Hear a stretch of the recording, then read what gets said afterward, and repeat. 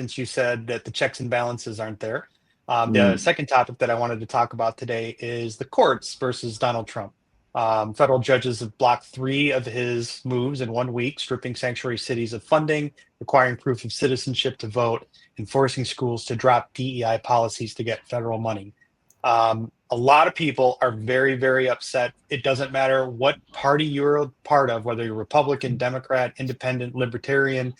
All you got to do is just search it out on YouTube, and you'll see it. Pretty much every town hall that any senator is having is filled with people that are really pissed off about particularly I don't remember the gentleman's name, but the one that was deported here, mistakenly deported, and they won't to El Salvador, and they won't bring him back. And the Supreme Court said, you need to bring him back. And the Trump administration saying, I'm not bringing him back. And I don't know, I can't figure out why they're taking that particular situation and just, digging their heels in for it, because it doesn't make sense to me. But the checks and balances are a lot of concern here, because that's the idea behind the courts. And if the Trump administration starts ignoring the courts, that's a major problem. That is no longer a democracy. And I'm concerned about that as an American citizen. And I can tell you that a lot of these town halls are filled with people really pissed off about that. That's a major problem. What do you guys think about that? What's your perspective? Let Sanjay go first on this one, as the Trump supporter. DEI in schools, I completely agree with.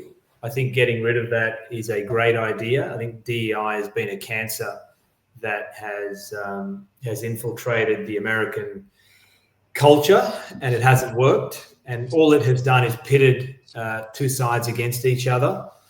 As far as this particular immigration case, like all of these things, you hear different sides. I saw Pam Bondi's press conference on this topic. They believe the Supreme Court is overreaching. It may surprise Tim that I think that particularly around immigrants, you need to walk with a little bit of compassion. I think that if there's criminals and terrorists that he can kick out, I'm absolutely for it. As am I. If there's people that have no history of doing that sort of thing, then they should absolutely have an appeal process. And I will say, immigration around the world is a particularly it's a degrading process. And even here in Australia, I've spoken to people that are trying to get their visa or are in limbo around their visa status.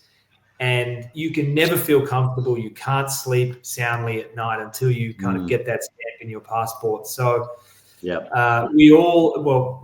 and I have turned up at US immigration and seen those kind of stern immigration officers. The US has a very strict and often overly strict view. Confronting.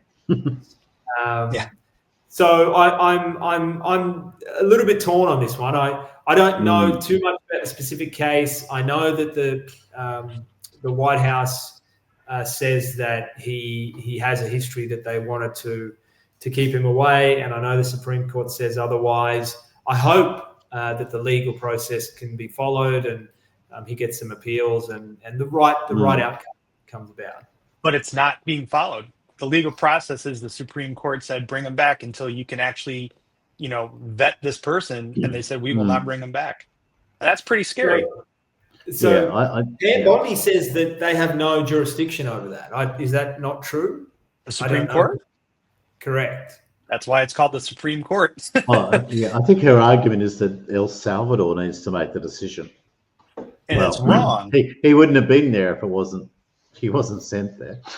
Yeah, it's just a delaying tactic. It's I feel very sorry for the guy if he's innocent. Even if he's not, he still needs due process. I mean, I think that's part of the Constitution, isn't it? I think in the US. This is where I get frustrated with the entire situation here, because I think a lot of people do not disagree with the premise of a lot of these decisions. I think if you asked probably just about any US citizen, if this person is a terrorist and a proven terrorist, should they not be kicked out of the country? Absolutely. Yeah. But the way that they went about it was so wrong. They just did it very, Gestapo-y. And it's the same as I tariffs. just made a new one. Every American would say, yeah, we want to build manufacturing Yes. and wealth in America. I mean, these are obvious answers to these questions. Absolutely. I know no one's going to believe this, but I actually agree with Sanjay. What? I know. It's terrible. I do. It's difficult for us to understand the nuances of what's going on, but I'm sure it happens in Australia too, where people get wrongfully deported. Sure. Exactly. I'm sure that does, and you don't want that to happen. This particular guy seems to be. It's the focus of the why is it happening? Not so much immigration. It's more about the lack of due process, I think, is what it seems to be, and there seems to be a different opinion about whether he should or he shouldn't, or et cetera, et cetera. So it'd be nice to have the guy sitting back in the court defending himself, wouldn't it? I mean, isn't that what you do in the US and Australia? That's what we do. You're innocent until proven guilty is my understanding of how things work. But with DEI, I do agree with you, Sanjay. In some respects, though, at different levels. I think schools are for facts. So curriculum should be about learning and about facts. I don't think it should have any, you don't talk, it's not about politics, it's not about social things. It should just be about, you want to teach kids. They can look out and find that and educate themselves if they feel that way. When it comes to DEI, the thing that I do there's only one thing that resonates poorly with me when I hear, and I don't know whether this is anecdotally speaking, is that I think a lot of people, especially black people in America who have got to high levels of office, sometimes get tarred with the thread that they only got there based on the color of their skin, not on their merits. Now, I hope that's not true. I think everybody deserves the opportunity and right to get educated and do well in life. So I understand the basic. It's a bit like here in Australia, is that I think I had to fill out a form the other day, and I had 8 choices about whether I was a Mr., Mrs., et cetera, et cetera, et cetera. And, oh, come on, please. I just want to get the form filled out. You know what I mean? Yeah. I just tick them all so that I confuse the crap out of them. I'll give you an indication, and this is an indictment of where I think what you're saying, Sanjay, is that quite recently I applied for a consulting job here in Australia with the Queensland government. If anybody's out there who understands the Queensland government, and the job was, I think legally or arbitrarily, they had to put it up to the open public. Go through the process. I was very well suited for this job, by the way. Went through the process. It got to a point that said, "Are you an employee already in the Queensland government?" I said no. It sent me off to another question. Are you an Aboriginal, Torres Strait Islander? Native. I won't say the word gay, but it was also whether you have, diversity. And I said no, and then I was kicked out of the job application. Wow.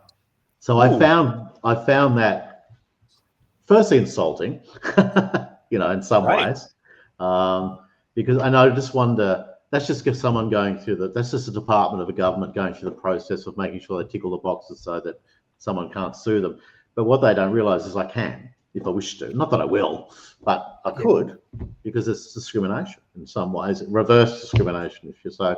It's a very difficult little play that we're doing. And I think, I don't know if you know this, Steve, but we've got an election soon, haven't we? So, and I keep seeing some of these minor parties that are taking on this very kind of Trumpist kind of, no immigration, no DEI, no this, no that. And I'm sure for some people it'll resonate. Yeah. Well, the reality is, sorry, Steve, go on. Oh, please go ahead. I was just going to say, you guys, white men, you guys are enemy number one. Right. And that's been that racist, way. Sanjay. I'm going to take you to court, mate. Unfairly enemy number one. And it's been that way for maybe a decade, maybe even a little bit longer than that. And I feel for you guys, because I think it's a bad rap. I think it's unfair. I think that giving other people an opportunity is very important. but not at the expense of other people. And it's that sort of experience, Tim. That's just disgusting. I don't think anyone should have to go through that. I'm obviously not alone. There would have been other people like me applying for that job and thinking they're well suited and had a good chance. And it's just disappointing that. And you're right, what you said at the beginning of this talk when we were talking about DI. It's us and them. It's sort of all of a sudden everybody's compartmentalized. It's the color of your skin. It's your sexuality. It's like, it's a terrible thing to say, but can't we just be who we are? Like at the end of the day. And there are people who will be racists. We know that. It's just, in some people, it's just the way they think. Unfortunately, but the trouble is that when you try and push those sorts of things in front of decision-making people, you instantly are making it a racial conversation. Correct. And jobs should be given on merit, right? Scholarships, I agree. jobs. 100%. 100%. It shouldn't be based on the color of your skin but at the same time, I think it's great to be able to support people. Like in Australia, I love it, the fact that we support Aboriginal and Indigenous people. I think it's great that we do, because many opportunities aren't there for them to be able to I guess self-promote, sell. So in some part of it, yes, there is a level of kind of a safety net, I guess, for these sorts of people to give them support. And I'm not against that, but not that it becomes a mandated, thing. And I think that's what you were saying about white men, is that we kind of law in Australia is mandated against us. Correct. Fascinating. Yeah. So it's not just in the US, big immigration's a massive issue here in this country, and people love to draw these lines as 200,000 immigrants last month. That means we don't have enough housing. That means all the housing goes up. That means that people who are young can't buy a house. Join the dots. It's like this, Yeah. And some of it's probably true. Some of it's probably not. And, but I think big government is, this is one thing we've always agreed on, the three of us. None of us like government controlling actions. And, and that's one reason I think I'm a bit nervous from an external point of view looking at the US, is that you need the catches and the balances, and these people, like judicial people or whatever they may well be, who actually maybe that's where the world went wrong, which is when these DEI policies started, you found people that were not the best suited for jobs in jobs, and the effectiveness of bureaucracy or other government departments has fallen by the wayside because of underqualified people being in those positions. We know government departments where there are more Aboriginals than non-Aboriginals. Mm-hmm. Right? I've seen them.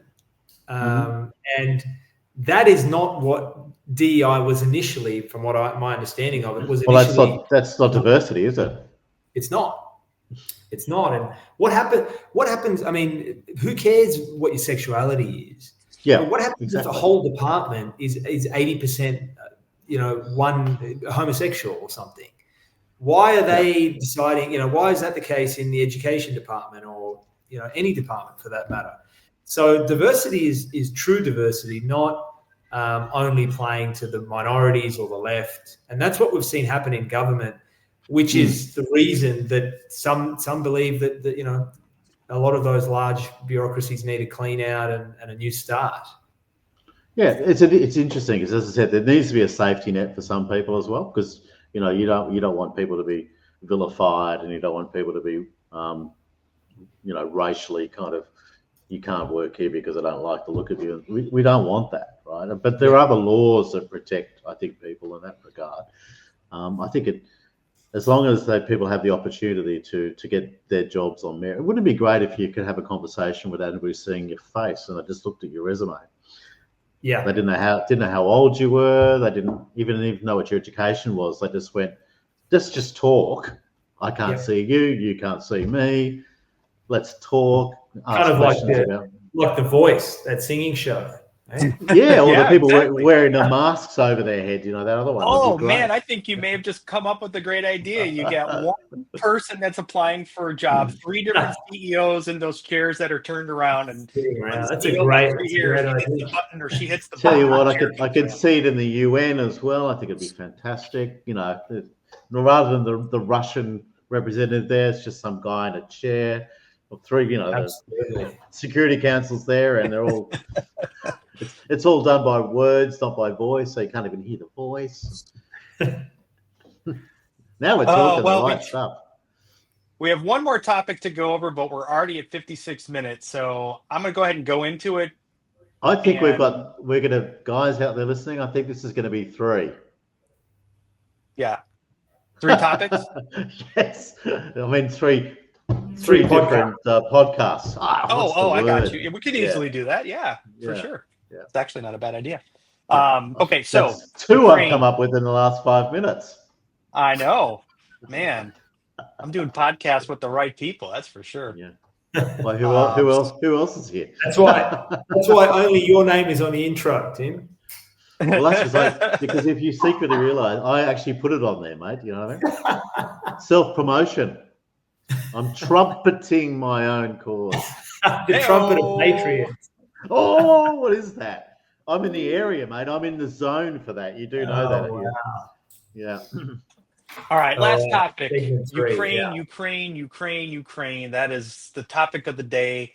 I find what Donald Trump is doing very interesting because sometimes he's saying that Volodymyr, what's his last name? Zelensky, thank you, is at fault.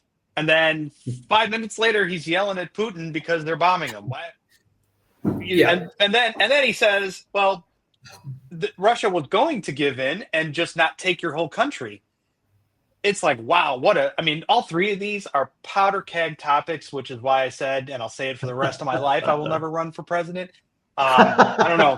What do you guys think of that? I mean, it's such a bad situation, and I don't think Donald Trump's making it any better. But at the same time, like I said earlier, he's a powerful dude, so he can affect it. I think maybe he not misunderstood, but maybe underestimated the depth of this particular problem because the words were, "Give me 5 minutes, I'll get this thing resolved." Clearly, they haven't been able to do that. They've gone from yelling at Zelensky in the Oval Office to yelling at Putin for bombing them to basically saying, you know what, we're walking away. We're done with this. No one wants to get this fixed, so we're walking away, which obviously isn't a choice. So I don't know. Don't know where this is going to go. What do you guys think? I think Tim should go first on this one. How would you solve it, Tim? Solve the problem. Well, I can tell you how the whole thing will end if Putin says we're withdrawing. Sorry, we invaded you. That's never going to happen, though. No, but I mean, I think I think what I don't hear from Trump and his people is that Russia invaded Ukraine. Whatever the reasons they can come up with, it's whatever. The fact of life is they physically invaded another sovereign nation. They started it in 2014 with Donbass, Crimea. I mean, let's be honest about it. If you wanted to go back historically, Crimea should be given to Turkey.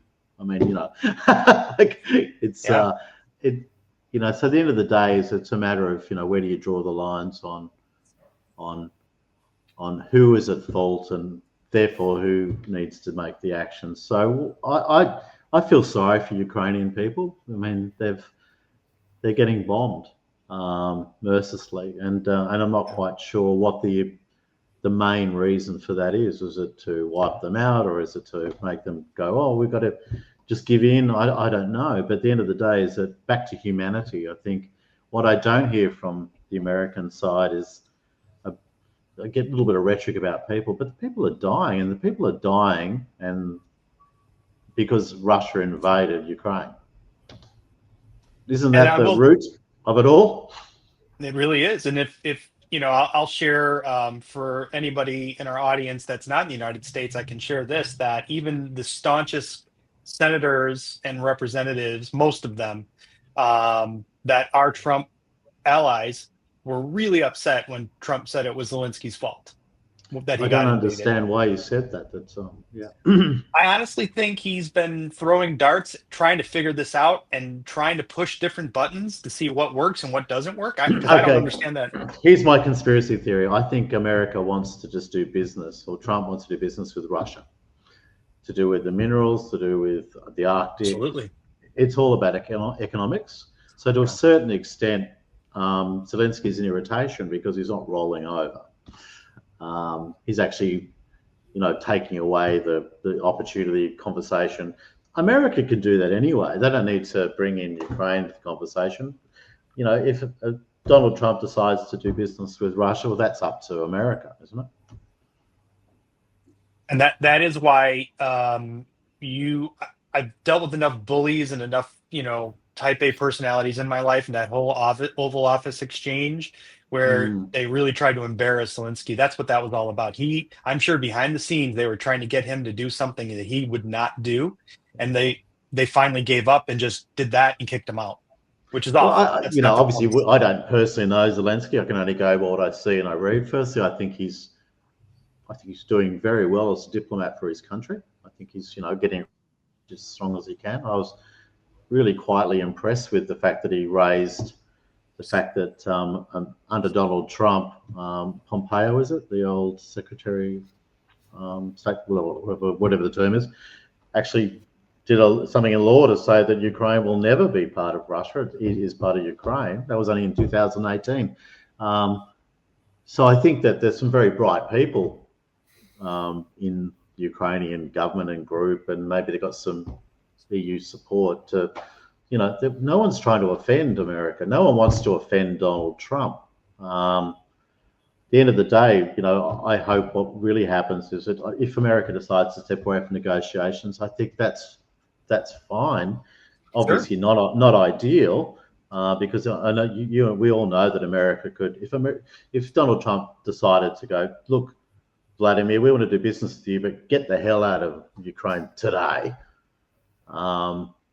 And we won't hassle you about what you did. Just go.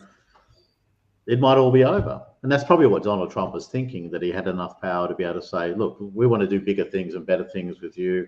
You wouldn't be setting that Steve Witkoff over to Moscow unless it was about making economic and financial gain, surely. And there's American people can sit there and go, yeah, well, we want to make more money. Yeah, fine. That's a different conversation, in my opinion. Yeah. It's just unfortunate the lives of people in Ukraine are kind of getting caught up in this, and they just want to live their life. Remember what they were doing the day before the Russians rolled in? They weren't being bombed, were they? They weren't being killed. Yeah, maybe some of them actually were like Russia, even wanted to be part of Russia. But Ukraine is a democracy, and they could always vote someone in if they needed to, I guess. Yeah. What are your thoughts, Sanjay? Yeah, look, guys, a terrible situation, obviously. Any war, any loss of life is particularly one that's gone on for so long and has claimed so many lives is terrible and very on both sides. On both sides. Yeah, there's a lot of Russian soldiers dying. Yeah, but that's by Russia's choice. We want this. Everyone wants it to come to an end. I do think that I agree with you guys on one thing. I think Trump thought that he could get this done quicker than he has been able to. This is a complex situation, and it certainly hasn't taken 5 minutes. At the same time, he's trying. I don't remember Biden, trying to stop the war. All I remember him doing was trying to, I guess, irritate Putin, and therefore dragging the war out even further. One thing I agree with, Steve, that you have said, there will need to be a win-win outcome. It's unrealistic to expect Russia to walk away from this fight. And we've seen Ukraine's equally as strong. They're not walking away either. So there will have to be some sort of agreement that comes into play where maybe Russia backs away a little bit, but still happens to gain some land, and Ukraine gets most of what's been lost back, but not all of it. I don't know what the middle ground is. That's obviously what much smarter people than I are deciding. But neither of these guys wants to lose. And the other thing I disagree with is that Zelensky didn't deserve what happened in the White House press room. I think that if you look at the footage, it wasn't Trump. He actually took on J.D. Vance. And J.D. Vance is the one that started, I guess, that fiery confrontation. For sure. And they're frustrated. They're frustrated at the fact that this negotiation or the peace talk is not moving towards negotiation and peace, but moving towards how can we get more funding and how can we get more weaponry, and that's at the cost of the U.S. taxpayer at the moment. So it's a really difficult situation, and I know that he feels very passionately about it. I do, and knows absolutely. geography than I do, but at least you've got to give Trump kudos for trying to get both sides to the table. I think I don't disagree with that. I just think that there should be a little bit more. I don't understand how you can blame a victim. You got to blame the person that did the bad thing, which is the Russians. And what I don't see any strength from the US when it comes to dealing directly with Putin and Russia. And I think that's because there's another agenda, which is purely about, and I think that's unfortunate because the longer this goes, and to be blaming Zelensky for not wanting peace is just absolutely stupid. I mean, you've got to be a dumb butt to think that these people are dying. Of course, he wants it all over today. Not to mention, I'm sure he's had a target on his back. He's probably had multiple assassination attempps. Yeah, well, I think that's right, and I think probably I just wish there was a bit more. It doesn't somehow America is Joe Biden was weak as piss. There's no denying that. He could have helped ratchet up the efforts to get rid of Putin. I get it. That's absolutely true. But I do worry that America, again, is being isolationist in some ways, and they're more interested in doing a deal economically with Russia. And I do think that America is trying to put a bit of a chasm between Russia and China, a little bit in some ways. Sure. But I think, at the end of the day, there's no way that why does Ukraine need to give up things? I mean, if Russia gives up something, they're giving up things that they weren't theirs to start with. Do you know what I mean? It doesn't make any sense. It's not a negotiation at all. It's just America trying to, in some ways, bludgeon Ukraine, being the weaker person, into agreeing with terms so that they can move on and do other things. And Donald Trump said that we'll get to we'll all be rich together. But Tim, it's not a perfect world, is it? Unfortunately, it's not, mate. And if you were about to say, Tim, what's your answer? I don't have one. I don't. And I just feel, as you can tell, when I have an opinion of what's going on in America is twofold. One is that it's about being a little bit selfish and isolationist, which is a choice. I'm not against it. But the world's already become global, so it's sort of difficult to put that back in the box, right? And the second thing is that from a political scale, there seems to be a lot less. People aren't talking about people. There are people who get affected by these words and these decisions in Ukraine, Vietnam, in Cambodia, India. At the end of the day, all these things, these comments that are made and these decisions that don't seem to have any great strategy behind them actually affect people's lives. That's what worries me. Yeah. I mean, I guess he would argue that he's trying to help the American people. They're also people, and there's nothing wrong with that. I'm not against that either.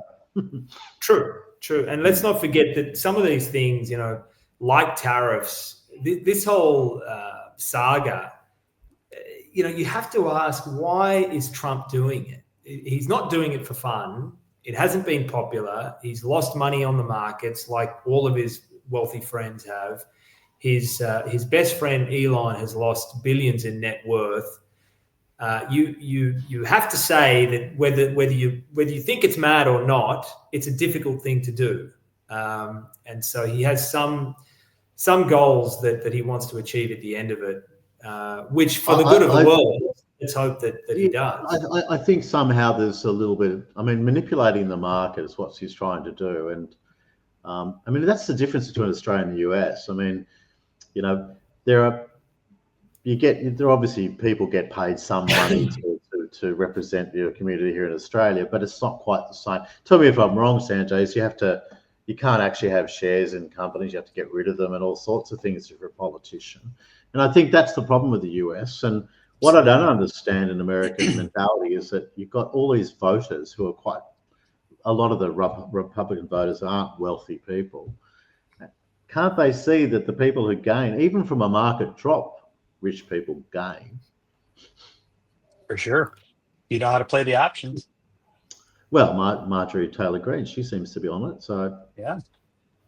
And I will tell you, that's the other reason why you see these people really pissed off in these town halls, because the average American doesn't have the access to the cash to be able to take advantage of a market jump like that. And it sucks. As you know, I mean, so many of us Americans are going just check by check by check to stay on top of things. And then you hear that, you know, Marjorie Taylor Greene or whoever made $1 million that day. That day that, you know, they were there. I don't know who it was, but Donald was saying, "Hey, my friend made $2 billion yesterday." $2 billion. That's just so tone deaf, and that's the reason why there's so many anger and undertones with the American people. It's a dangerous game politically for him to play, because he's going to take that independent. I mean, 36% of the American population voted for Trump, and the rest didn't. That's a lot of people. And you piss them off and motivate them, which they are, that's pretty dangerous. Unless he's got a plan that elections won't matter in 4 years. And that's a whole different story. Wealthy people have always played in politics, and they do in Australia as well. Yep, the 100%. You know, the Packers back in the day, Palmer. Yeah. Murdoch when he was Australian. In China, it's, you know, the wealthy are notoriously close to. Oh yeah, the Communist Party is very even, isn't it? So, it's always not a been new fact of life. phenomenon. No, but when it's shoved in your face in media, and you see in the Oval Office the President of the United States, who's supposed to represent all of us, laughing because his best buddy just made $2 billion in one day, that's a problem.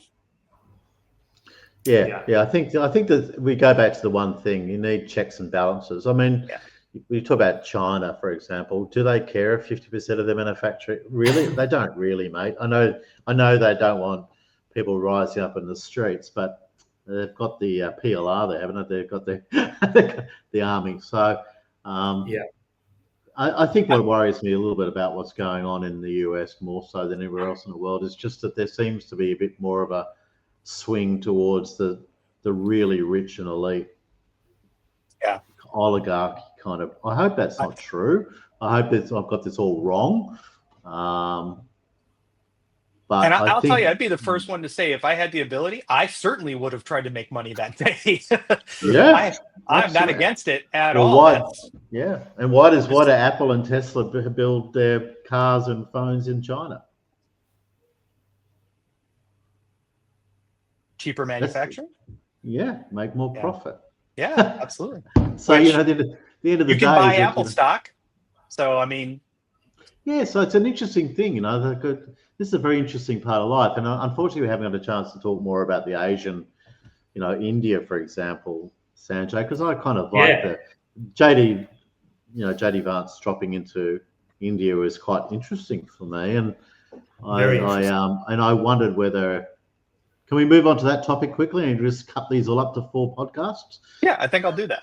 Yeah, absolutely. Well, it's interesting because, you know, Sanjay, I know you've got a very strong opinion of this, so I'll just be quick with what I saw, and I know you've got more knowledge on this. Is that I think that was quite a political shot at China, in my opinion, and unfortunately, I don't think JD Vance is quite astute enough on a kind of a world political stage to be able to carry that through, because he's, you know, we both know Indian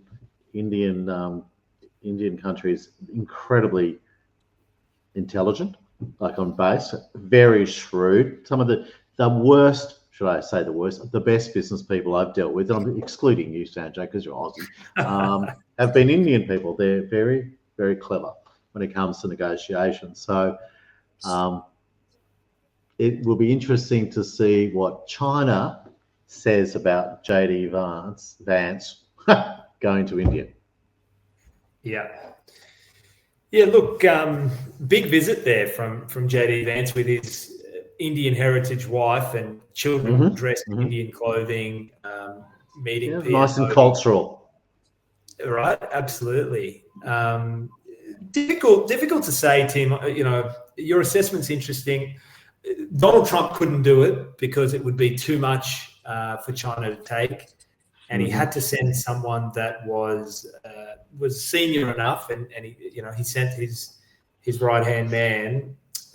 Look, the numbers in India are pretty unreal. They're forecasting 7% GDP in 2025. Crazy, growth, and 1.4 billion people, growing economy, not too far from China. They only have a small little country called Nepal, which is in between India's border and China's border, and so Tibet. And yeah, correct. and so would be making China very nervous, because it's probably the only country that could take on China in a manufacturing sense.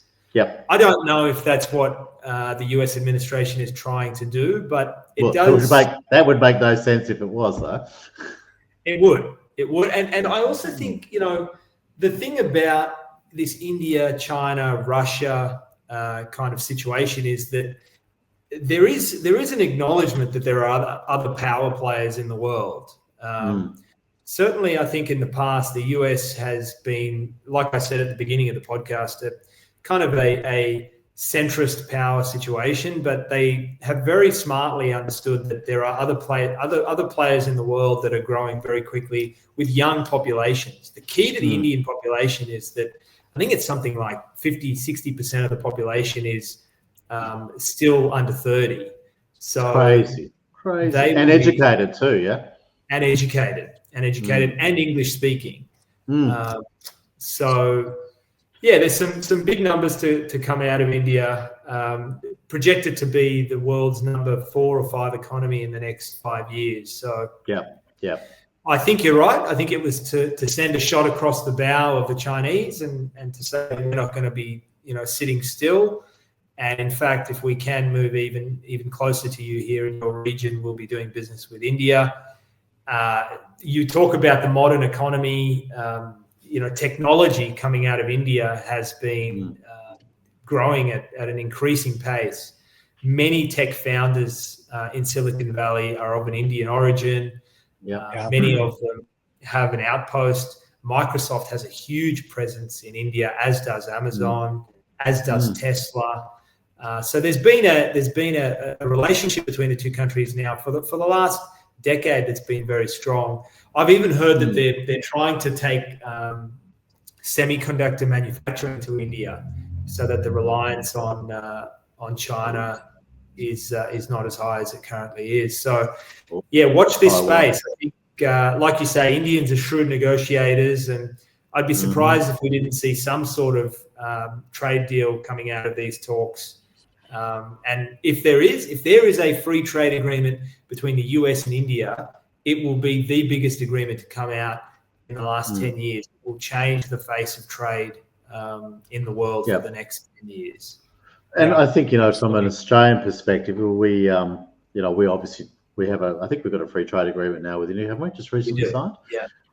So I mean, Australia already knows that the power base of, let's call it the Pacific, India Pacific, is now India. India will become the bow, not maybe the military power like China is, but certainly, the biggest consumer market in the world potentially. And I'd have it to guess in 50 years it will be bigger than the US in terms of buying power, if not before that. You got the EU now is the same, and the EU, I think that market's actually bigger than the US as grouped as 27 countries. Correct. So there are going to be nuances going forward. Countries like Australia just need to figure out who to be mates with. I mean, I think I think we're so small, we have to be mates with everybody.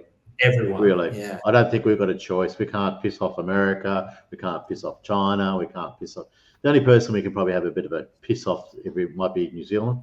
But considering the quality of the goods that come out of New Zealand are really amazing, we probably can't piss them off either. Very They're true. very entrepreneurial country, that one, New Zealand. One of the last bastions, I would say, of pure entrepreneurship. Yeah, and I will just take this moment. There was a recent terrorist attack in India, northern India, in Kashmir. Which was terrible, and one of the largest terrorist attacks in the last decade or so. So, very heartfelt condolences to those people. Yes, and just further proof that the world has, the world is on this kind of crazy edge, I guess, of conflict. So whether it's the US that's dealing with it, or right across the other side of the world. It's amazing, and then in the midst of all this, the Pope passes away, which we haven't spoken. So I know what's happening in news. It's crazy stuff, and there's a kind of an underlying question here for me from the first part of what you said, not about the Pope, but I always wonder. I don't think US is now the power base that it used to be in the world. I think the UN seems to me to be a toothless tiger, and I'm not quite sure what it does. But surely a global forum where people had equal voting rights would be good. But that won't work because the big 5 or 7 or 10 will still make all of the decisions. But with India and Pakistan, I mean, that's quite a frightening proposition in many ways for me. Very. Yeah, I hope that doesn't escalate. No, both need to chill. Both nuclear powers and both have been at war for a long time. So, how many Muslims are there in India, mate? What's that? Yes. How many Muslims are there in India? 100 million? It's the largest Muslim population in the world. 300 million. 300 million. Really? There you goes. Yeah. So it's a very large percentage of the population of India. I learned something new. Yeah. They're still a minority. Because obviously Hindu. A very big one. Yeah. I'm just checking. It might even be more than 300 million. And not to suggest that that's going to be part of the pivot cause of what's going on between Pakistan. I think Kashmir has been always under dispute, hasn't it? Correct. It's one. Yeah. The same as what you mentioned before. Not Tibet, but it was me mentioning Tibet, but Nepal, same thing. China, India. You've got these are flashpoints that we don't wish to happen. Absolutely. I mean, they'll be. We don't. Firstly, it's a real shame that Russia was so arrogant to try and invade Ukraine, because Europe was going along nicely. Whatever. Yeah. No problems at all. So now, because there are going to be other places to concentrate on very soon in this world, unfortunately. Just a correction too, guys. It's 211 million Muslims in India. Wow. Which is mate, second. You were seriously out, mate, by 99 million. And it's the third most populous Muslim country. Indonesia's number 1. Indonesia's the biggest. Yeah. But that's at the end of the day, that's I hope America doesn't become isolationist, because they need to be involved in world conversation. So I hope that isn't the strategy. I agree. I'll let them know. I'll tell them. Be careful. Did we all agree there? Yeah. Consensus. I like this. No, I don't like it. I'm not happy. I have to disagree with something. Say something so I can disagree with it. We've been very sick. We've been very what?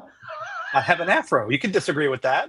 Yeah, no, I can. Yeah, that just makes you sound fucking crazy. And I am. We haven't been. This has been a very serious kind of session. I think he's talking about his downstairs afro, Tim. Oh God. Okay. Looks like we don't need to know about. Looks like we're not being serious anymore. Let's go. No one can agree or disagree with that one, Steve. We'll take your words for it. No, we What only you got don't two know, choices. you don't know. Oh, I do feel I was gonna say slightly that's ill. my new band name, Downstairs Afro. I think that's good. Great name. Yes. I guess you're playing in the dungeon. Or a porn star name, either one. Yeah. What's What is the that? porn What do star you do? name? The It's your street you grew up on and street you grew your up on. middle name? I thought it was a street. For me, it was your dog's first name, your first dog, and your street name. Yeah. Yeah, mine would be Misty Laverne. Yeah, mine would be Bingo Willow Tree. Come on, Sanjay, you got to join now. What Yeah, what's come on. yours be? Mine would probably be Tiger Aquarius. Tiger, I Yours didn't have a actually dog, sounds. but my cousins had a dog, so that. Oh, that works. Oh, yours sounds really OnlyFans, mate. I like it. You could do 12 months tarot readings. Oh, all right, mates. It's been an hour and a half. I'm gonna dice all this up so we can make some. I think maybe 3 episodes, right? From this. Yeah. Good stuff. That's Awesome. great. Fantastic. Thanks, guys. All right, to the next time. Happy Anzac Day, Cheers. Sandra. Yeah, you too.